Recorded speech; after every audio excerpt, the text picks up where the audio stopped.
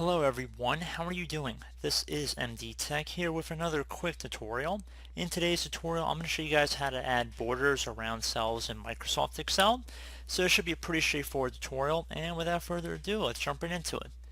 So the first thing you want to do is make sure you're on the Home tab, and then once you're over there, you want to highlight over whatever cells you want to make borders around. So let's say I want to highlight this entire thing, and I want to make a border around the entire box.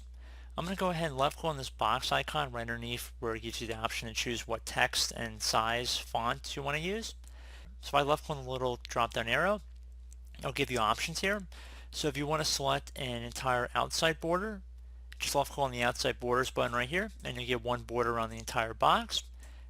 And you can play around. You can see there's other options in here. So if we went down in the drop down arrow again, you could do all borders, which means that every cell will have a border around it. And if you want to get rid of them, just click on the little drop down arrow, do no border. You could do the left, so if you want to do a left border, and you can do a right border. And you can build your own boxes doing this as well. So if you just want to do a bottom border as well, then you don't have a top. That's perfectly acceptable. So whatever you want to do, it's perfectly fine.